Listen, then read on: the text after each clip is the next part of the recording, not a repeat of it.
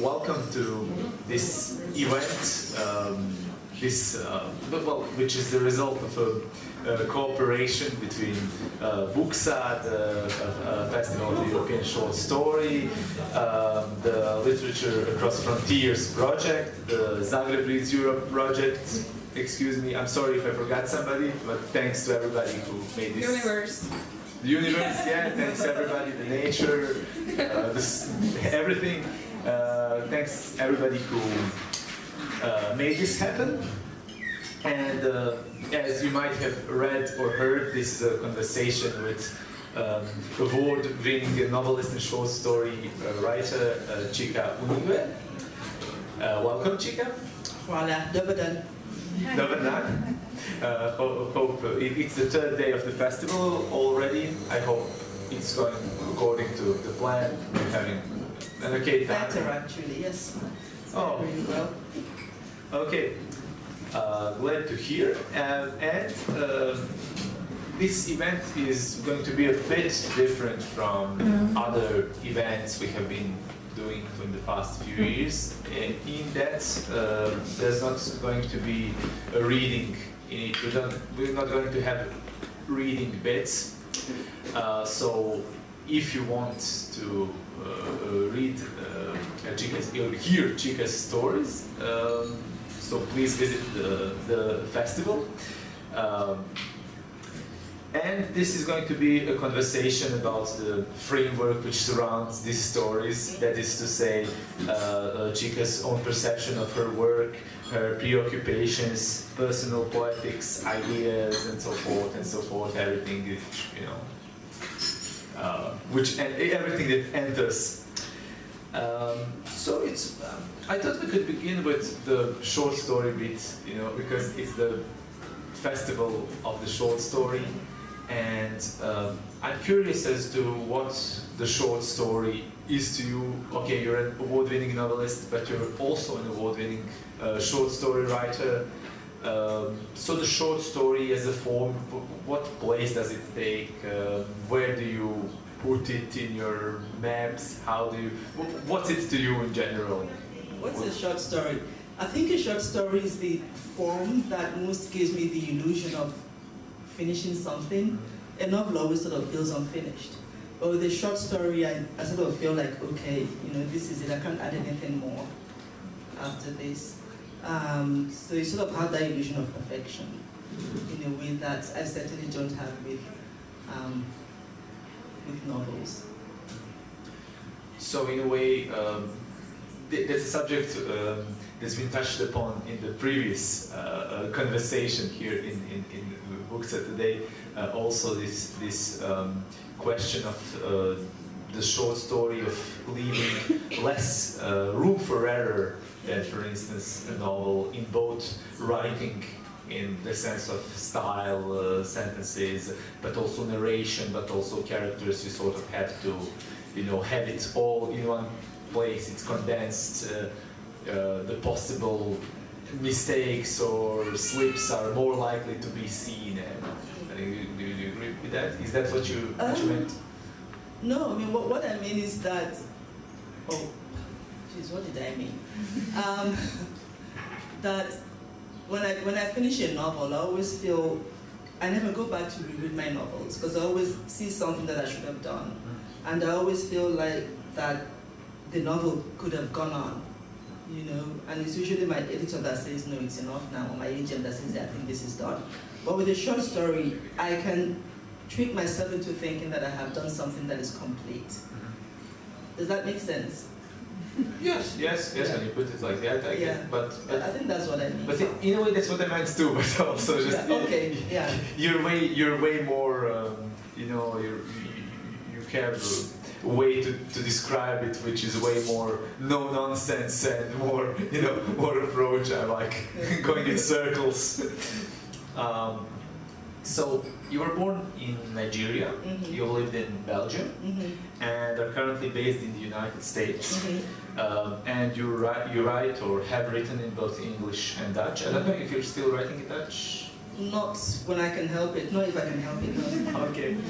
I make it very very difficult language. Does happen. Yeah, no, but also when I write in Dutch, my writing is completely different, and I like playing with words and with language, and I find that suppleness a lot more difficult to do in Dutch than I find it to do in English. So I can sort of play more with words in English than I can. So with English, it's more elastic and more supple at the same time. With Dutch, I get frustrated easily. Yeah. That was supposed also to be one of the forthcoming questions, but Okay. we can discuss it or return a bit to it later. I find this fascinating, the subject of writing in different languages. Not only writing, but reading. How, as a reader, you change when you read stuff and in texts in different languages, and how you perceive it, it affects your way of thinking. I've also read it, your first novel in Dutch. I don't know if the information is accurate. Is in fact the first a Flemish work of fiction by an author of African origin. Yes, it's the first work of fiction published in Belgium by an African. Yes. Yeah. Which is, I mean, I was quite shocked when I discovered that, because Belgium has a long history of colonization as well, and so I found that pretty shocking that until I moved to Belgium and wrote this novel, that there hadn't been any novel published in Dutch in Belgium by an African writer. Yeah, but that's why I'm asking. I find this quite. But I also found lots of things odd about Belgium, not just that. It's okay. Can you do like a quick top 3 or top 5? Top 3? Just telling outside. One of the biggest shocks was going for my grandmother-in-law's funeral. So she was 99 and a half when she died. And this was just before my wedding. So my parents were there and my siblings were there. And 2 days to the wedding, we had her funeral. And we came into church for the mass, and nobody was crying. So it was all very civilized, quote unquote. That's how we imagine the Western Croatia too. all like dabbing their eyes. Nobody's crying loud. And then afterwards, we all went for very civilized coffee and pastries. And then that was the end of it. And my father was like, wow, these people are super weird. It was like a social event. Very. Because where I come from, if a 99-and-a-half-year-old person dies, you cry to acknowledge the fact that a human being has died, so it's like loud cries. And in the past, if you couldn't cry, you hired criers to cry for you, but there had to be noise, So it's more symbolic than anything else, because it's a human being. It's not known in the region either, the institution of criers, mourners. And so, and then you have like maybe 3-4 days of sort of really celebrating this life. So you cry the day the person is buried, and then you don't cry anymore, and then and then you have lots of parties and lots of music, lots of eating and drinking. So this was really weird for us. So that was the first, the whole sitting at the table and having coffee and stuff. Like uptight and it was. I can imagine. It's really okay. It can count for two for now, but if you remember something else, please mention. It's interesting. And also, while we're at it, your novel On Black Sister Street has been awarded the Nigeria Prize for Literature, but as far as I understood, it's a translation or a rewriting of another novel written? No, it's not. It's not, but it says in several places when I read your bibliography, it was like it was said that it's a translation for Dutch. It's a misinformation then. It's a lie. It's a lie. Oh my God! I think in this time. Who was spreading this sort of lie? But I think I think in this time and age when, actually, these times when. In the States, people are very reluctant to use the word lie, and they would say misstatement and people misspeak, they don't lie. Fake news. And fake news, I think it's very important for me that, you know, a lie is a lie. You know, it's called that as a lie. It sort of sends out a much more powerful statement than, yeah. So it's a lie. So it's got nothing to do with your work in Dutch. No, I mean it's out in Dutch as well as in other languages. And it should come out in Croatian. It's out in Spanish and in Hungarian. Sure. And Croatia should really, you know, follow the lead of Hungary and, you know, Germany, and publish it in Croatian as well. But anyway, there are some people from the publishing industry in the room. I won't name them. I won't look at them, but you can feel free to pitch your book. No, but what was the question about on Black Sister Street? Because you never sort of landed, I think. No, but I was very interested in that translation bit because of this lie. I thought I was going to ask you, did you translate yourself? No, I can't translate myself because when I'm writing in Dutch, I'm not thinking in English and then writing in Dutch. You know, that's what I was interested in hearing about, because I know it's a usual yeah. So I have short stories in Dutch that I can't write in English. You know, I can't rewrite in English because they were conceived in Dutch. And like I said, in Dutch, I'm a different sort of writer. So yeah. Has anyone read your fiction in Dutch and English comparatively? Maybe pointed out to some of these differences. I'm sure they have, and people always send in, you know, unsolicited emails about the differences that they've discovered, and you know, it's good for them. It's very good to be dedicated. Without that dedicated to someone's work that you read it in 2 different languages, it's an honor. Yeah. No, because I'd be very interested. I mean, as a critic in you know, just and a reader, let's say it's just a casual reader. Yeah. I'd be very interested in you know, taking I think that what translators do, I mean, translating is not, you know, word for word transcribing. I think so. Every translator comes to work with their own word. The translator just sort of does. It's your work, but it's another work. It's the translator's work. You know, it's your name on the cover, but there's a reason why the translator's name is there as well, because it is their work as well. You know, every translator translates a book differently. So I can imagine that sometimes they still omit in this day and age the translator's name from the cover. That's awful. Yeah. Yeah. But let's return to your original fiction. We might get back to the questions of translation later. In some of the themes and topics I've noticed in your stories are topics of loneliness, unacceptance, misunderstanding, and always some displacement, some being somewhere else, either physically displaced or being trying to be or striving to be in another environment different from your empirical environment in which these characters are. And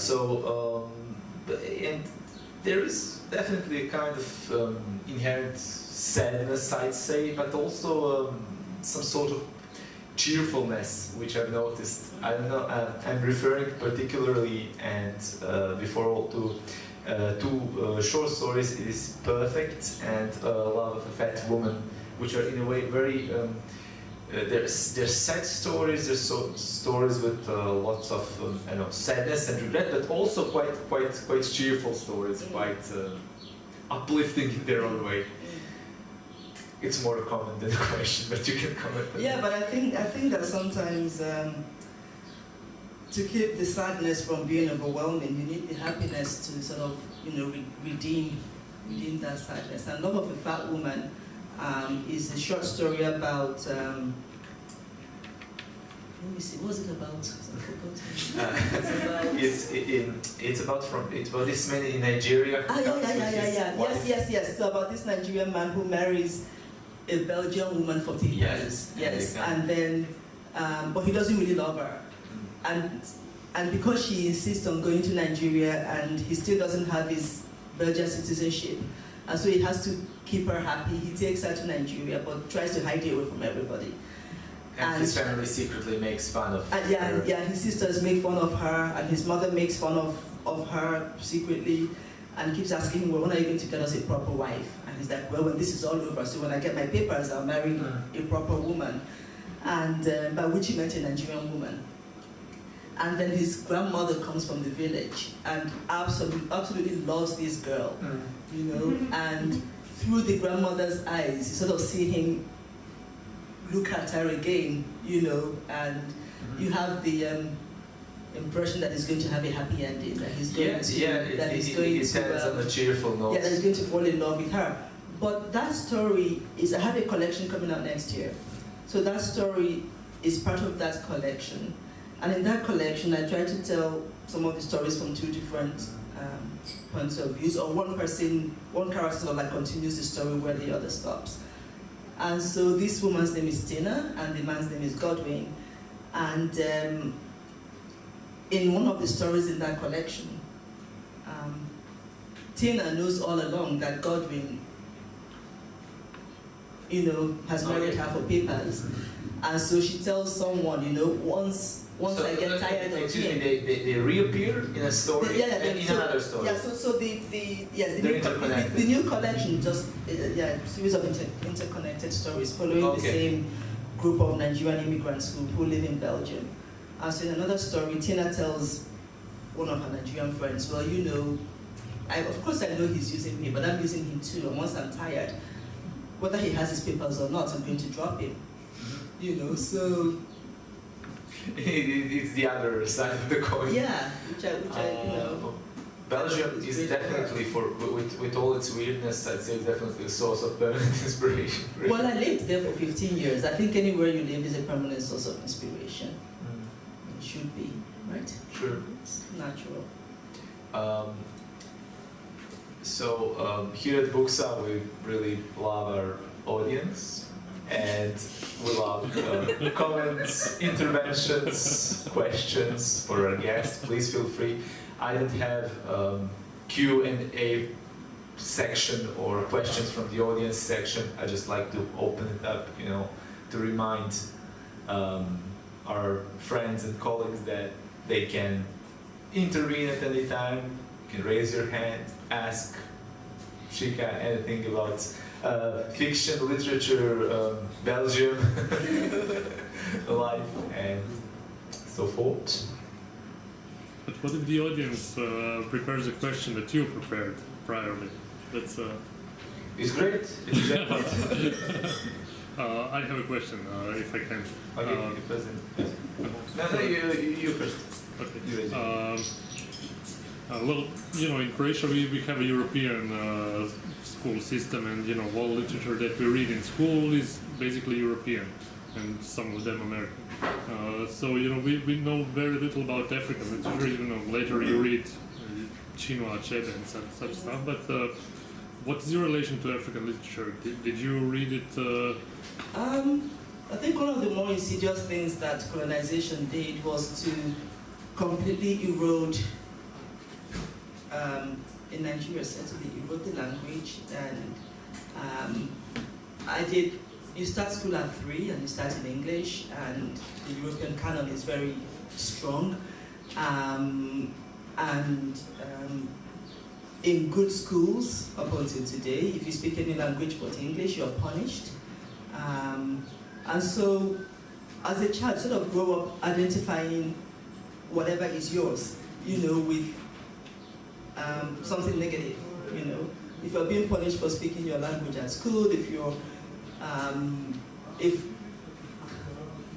trying to get back to your question, but anyway, so, and I grew up in a middle-class home. And in middle-class homes, we read books, but then we also read books from the West. So we read mostly, in a Blyton, you know, famous 5, Secret 7, and all the rest of them, you know. And then when I was, and I read a lot. I really enjoyed reading. And when my parents went abroad, they brought books back for us. And I was only introduced to African literature via Chinua Achebe because my sisters, I don't know, one of my older siblings had to read it for school, and she didn't want to read it. She was like, "Oh, can you read this for me and then tell me what it's about?" So I was super happy to read it for her. But it also came at a very auspicious time because I don't know how long before then, some woman who thought she was being very helpful, she knew I liked reading and she sort of bring me books, had given me this book to read. It was a really small book. And it was non-fiction, and it was a book explaining why Africa was such a mess, why we had dictatorships and famine and everything else. And from a biblical point of view, and this book, pamphlet, explained that it was God's punishment, that Africans descended from Cain, Cain and Abel. And so after Cain killed Abel, that God punished Cain by putting a mark on him, and that mark was the black skin.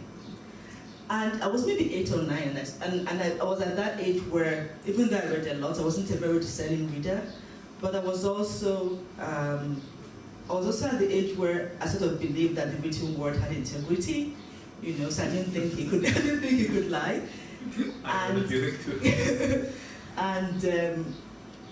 And I really wanted to go to heaven.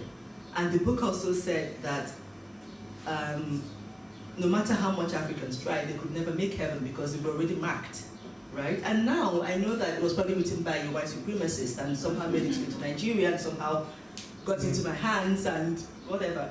But I remember being so scared shitless at night. I was like, wow. And I felt so cheated, like, here I was trying to be good, and yet no matter what I did, I was still going to end up in hell. And my mom had told me, in heaven, you could eat vanilla ice cream all day. I could, yeah. Really awful. Yeah, like, you could eat vanilla ice cream all day. And I remember spending nights not being able to sleep. I thought it was really unfair. And it was after I read this book that I read Chinua Achebe. I don't know, I can't remember how much, what the gap, the time gap was before I read Achebe. But then reading Achebe was the first time where I read the story of colonization as an intrusion that wasn't entirely welcome. So you had this Umofia that was, a society that was doing well on its own, thriving on its own, and then the white man comes in and completely drives one of the most respected men to suicide. So for the first time, I began to see colonization as not something as something that wasn't positive necessarily, but something that wasn't natural, probably. It wasn't natural, but also as an intrusion that completely, threw a society in this way. I had never had it explained to me that way before, because of course, from nursery school from kindergarten to elementary school, we were doing social studies. And social studies that we got sort of just taught us about how Flora, what's her face, named Nigeria. This was the girlfriend of the administrator of Nigeria, named Nigeria.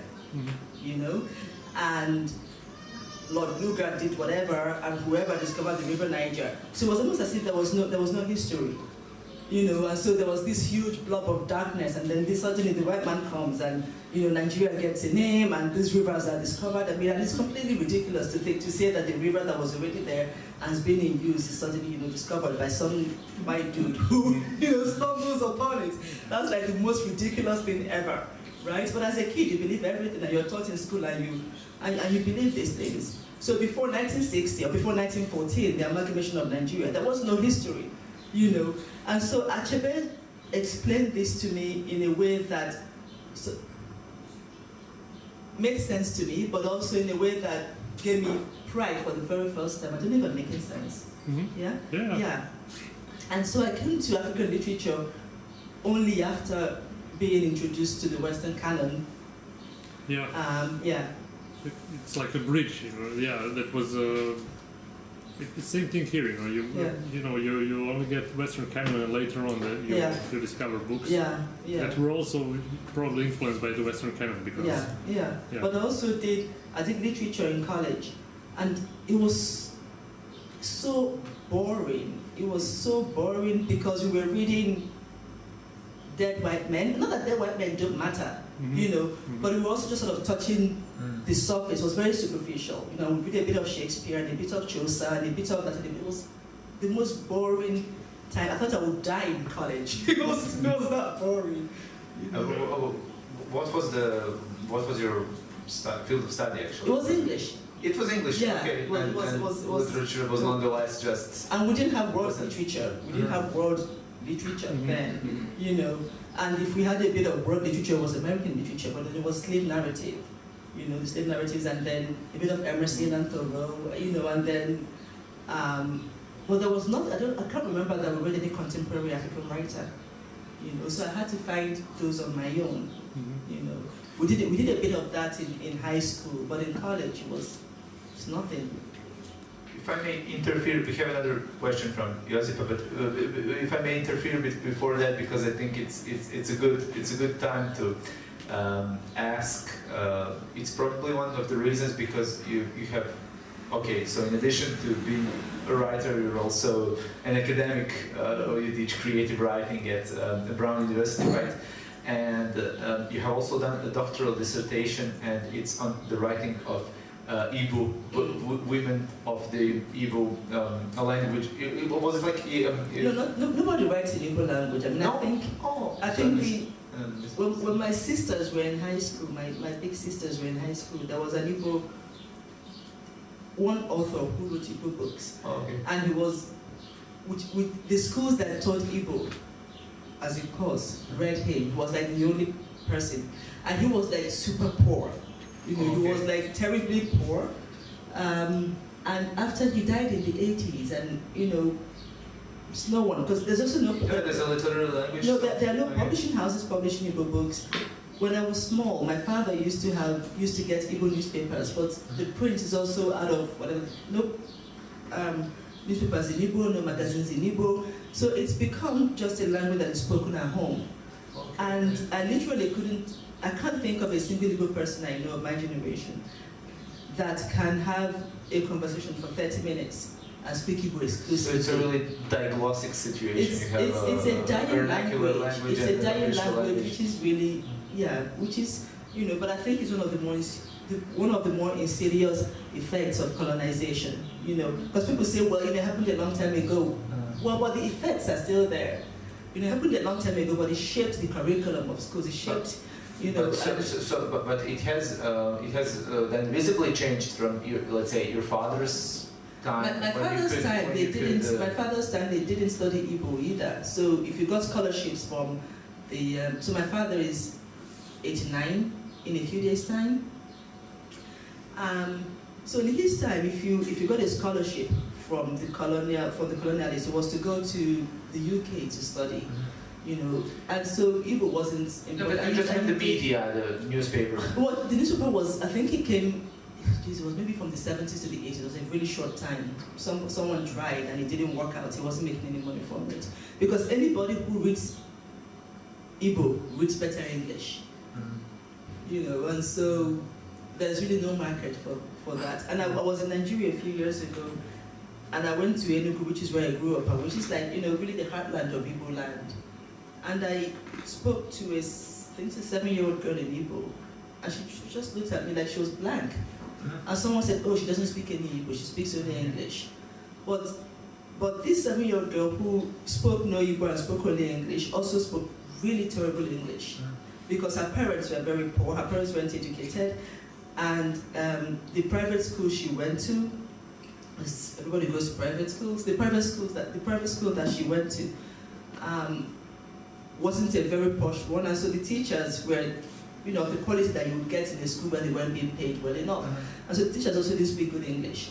And so there's a generation of kids who are not fluent in any language.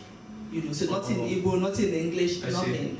And then those who can afford to send their kids to the really posh private schools where they pay in dollars and in pounds, if the kids pick up a second language, it's French, and they pick up a third, it's Mandarin. So there's no, the local language. Okay. Local So, language so is very it's way worse than I thought. Yeah.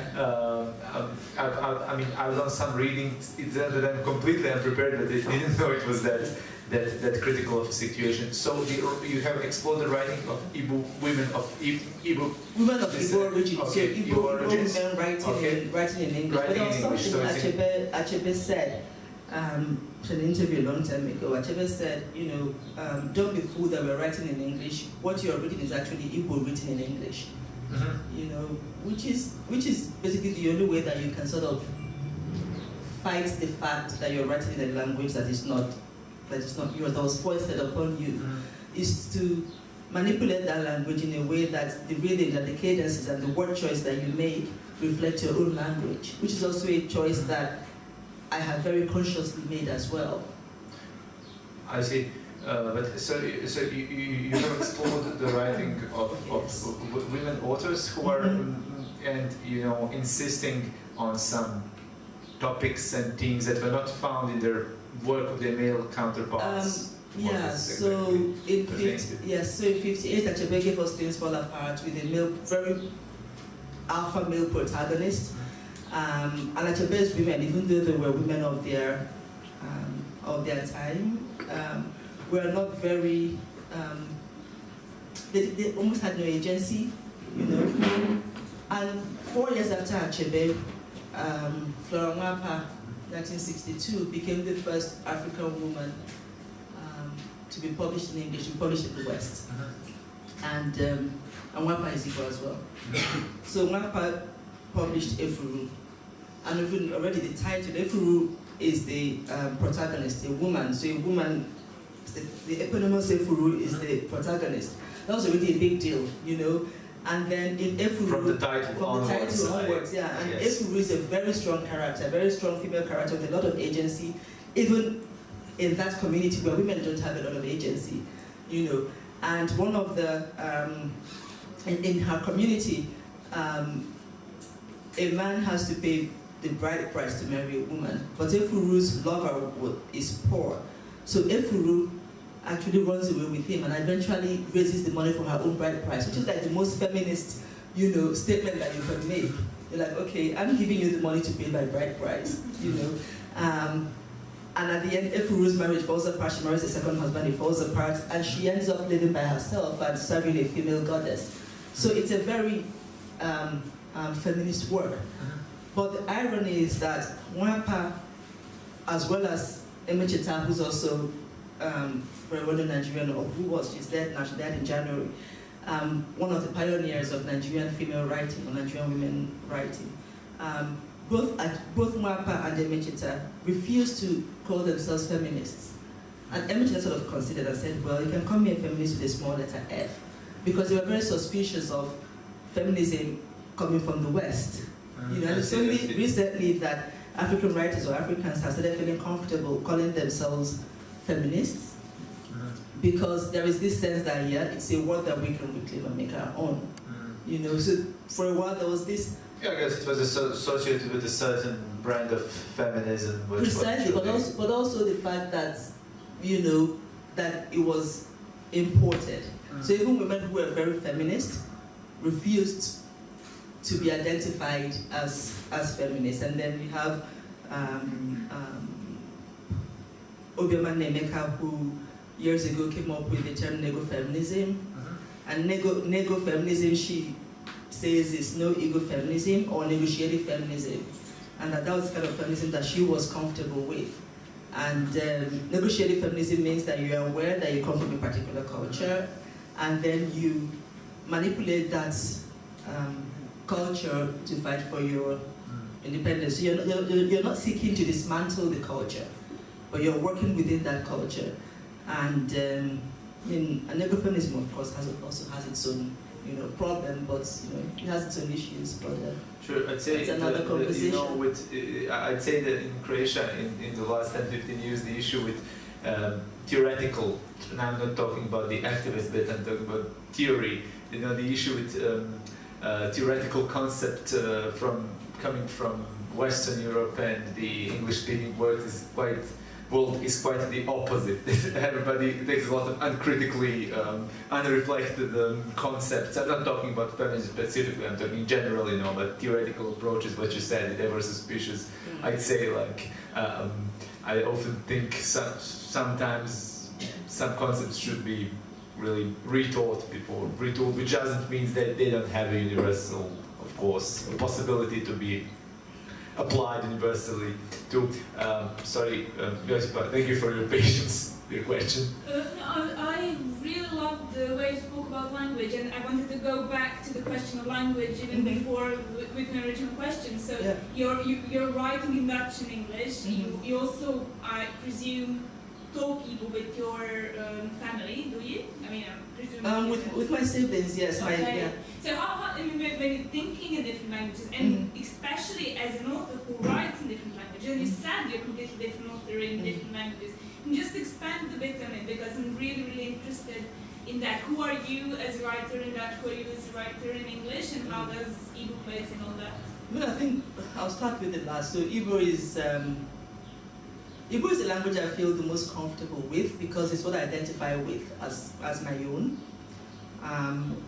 But it's also very much an intimate language of intimacy, not intimacy in terms of love or relationships, because I remember growing up with boyfriends, we spoke English, even though we were, I think, almost always, apart from my husband, dated Igbo men. But English was just sort of the language that you spoke when you went out with friends, So it's language of intimacy in terms of family, familial intimacy, if that sort of makes any sense. So I speak Igbo with my sisters, with my mother. Although my mother would always sign off with "love you," because you can't say "I love you" in Igbo. It doesn't, I think Igbo is a very practical language. Because I spent a long time thinking, what was the word for "I love you"? I mean, there's a word for "I love you" in Igbo, but it's not a word that you don't use it. And so, and then when I came to Dutch fairly late, I came to Dutch because I married a man who is from Belgium, and he went home, and as you do when you're in love, I went with him. And being in Belgium, I had to learn Dutch. It was practical for me, also for my sense of, for my confidence as well. I had to learn Dutch, and so I came to Dutch fairly late. And so there are words that, not having spoken Dutch from childhood, I miss. I miss out, and I don't know, and I don't understand the nuances of those words.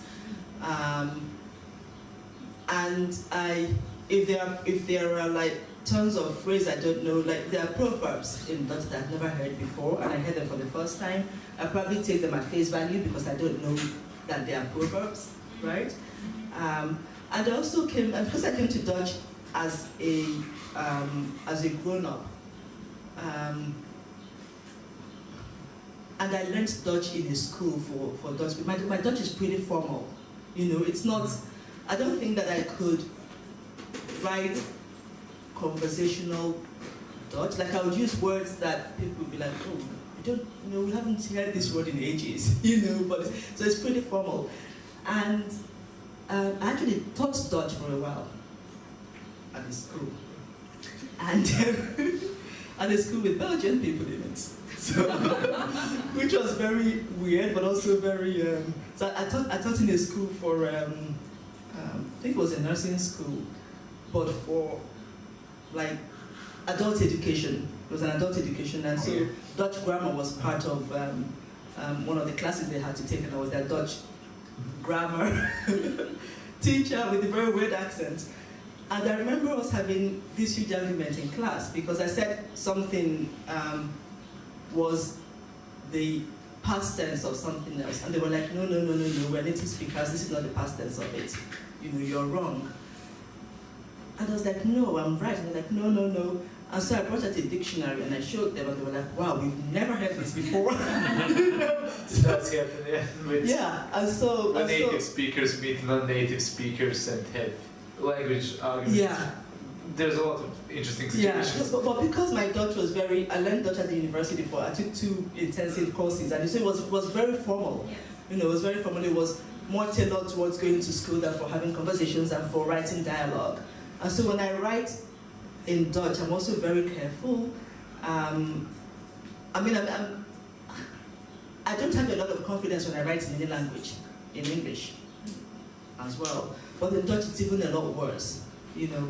And then when I write in English, I'm more playful with language, and I can also reflect my ego in the way I write English. I can very consciously choose to sort of, you know, choose the rhythms and cadences and word choice that most reflect ego in a way that I can't do. What level? I mean, just generally, you and the syntax, or are we talking the Syntax, general structure, rhythm? Okay. everything, yeah, in a way that I can't do that in Dutch. So I'm a very stilted writer in Dutch, and I tend to also write very young characters as well. You know, because then, you know, the level of language is one that I'm somewhat comfortable with. Yeah. Yeah. We've touched upon quite a few interesting topics. Anna has a question, or no? It's just... I do actually. You do? Plus, this was a sign for we have 5 more minutes. Yeah, I got that, but then I wasn't sure because you came like to the forefront. I thought you had a... No, I do, but if somebody else wants to ask a question, that's... Oh, please. Please.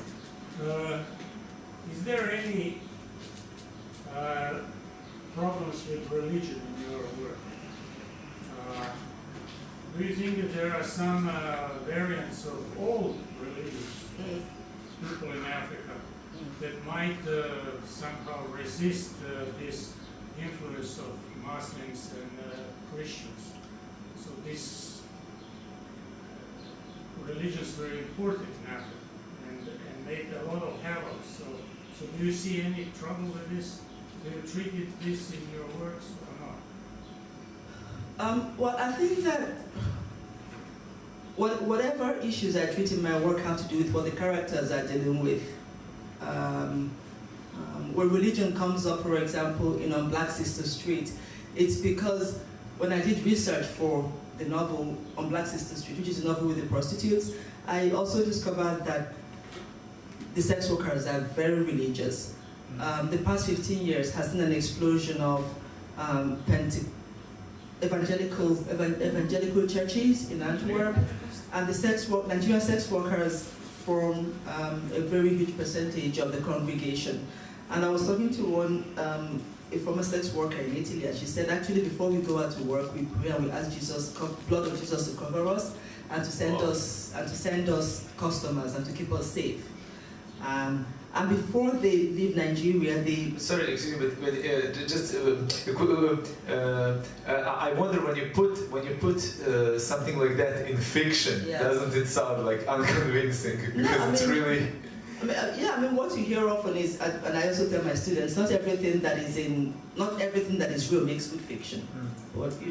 But it was important for my characters to go to church as well, because,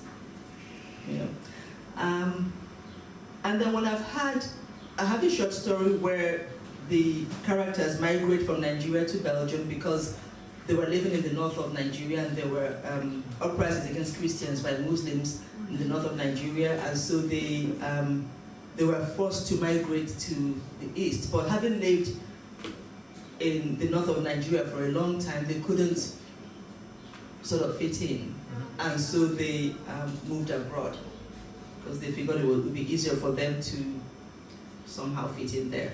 So whenever religion has played a part, it's been in function of the characters rather than the other way around. We will have to continue this conversation in a less formal setting, because I think we're officially out of time right now. But just a really quick question. You mentioned the forthcoming stories collection. Is anything else you're working on right now? Yeah. Geez, my agent has a novel that we're trying to sell. It's also it's quiet domestic novel set in set completely Nigerian. But I'm a huge fan of Elena Ferrante, and I love that she tells stories of. I love telling stories of women as well. She tells stories of women and friendship and their relationships that sort of fall apart. So I have that. But on the back burner. So you can't like spin it as a No, Nigerian Ferrante. No. No, I think the world already has a Ferrante, and that's good enough. So thank you, Chika. It was very nice having you in Booksa. Voila. Never Thank you.